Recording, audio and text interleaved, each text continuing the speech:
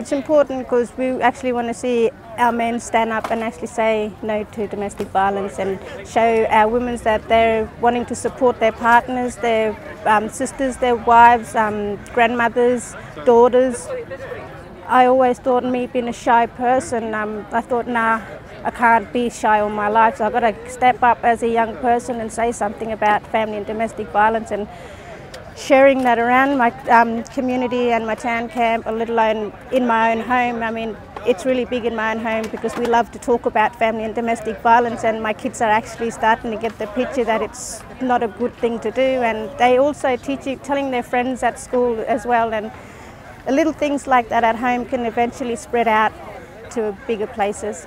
Asking on more women to step up and walk alongside me, and I want to play that big part of a role to be a leader, and there's always big room for big leaders. As a community, we all are responsible for making a difference to that. We all need to make sure that we talk to our families about it. We make sure that we get the message across that, you know, it is not the right thing to do. It's about the families who lose their loved ones. You know, we cannot continue to face 42 women a year dying because of their husband or their partner has made a choice to take the power away from them. I just want to recognise women. This isn't a women's problem, this is a men's problem, because it's men who bash their wives on the whole. But of course it's women who have to suffer the consequences of that bashing. And so in a sense it's a women's problem, and it's certainly women who've shown the most leadership in confronting this problem. A woman who's come to prominence just over the last year or so, but has turned out to be an articulate, passionate and totally inspiring leader amongst women in town camps who are survivors and victims of domestic violence, and I'm talking about Shirleen Campbell. People like Shirleen are the people who are going to be leading us out of this mess over the next decades. Doing White Ribbon Day is about what we can do, what all of us can do, and on an individual basis. And that's why we're going to invite you here today to do a simple thing, a very simple thing, a thing that, however, may change the lives of you and your family.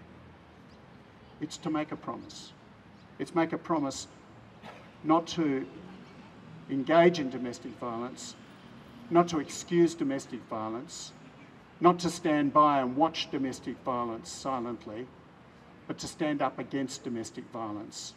Because it's one thing for governments to introduce new services and provide new programs, but what we also have to do in this community, all over the world probably, is we have to change our culture. We have to change our culture so that we all know inside that we must respect each other, and particularly we must respect women and girls.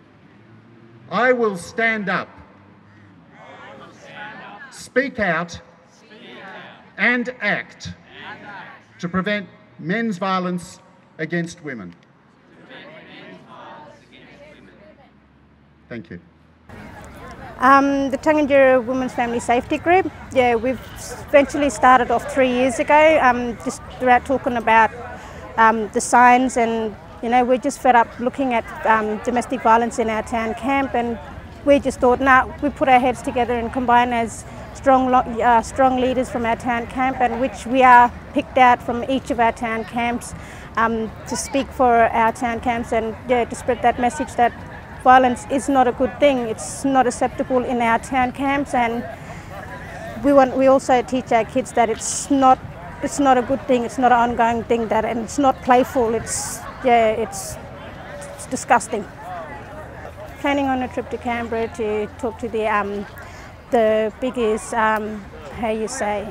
the governments. Our main focus, the Tangentyere Women's Family Safety Group, is heading over to talk to them about, listen to us, because we know what we can do on the ground for our mob, and we know how to deal with it.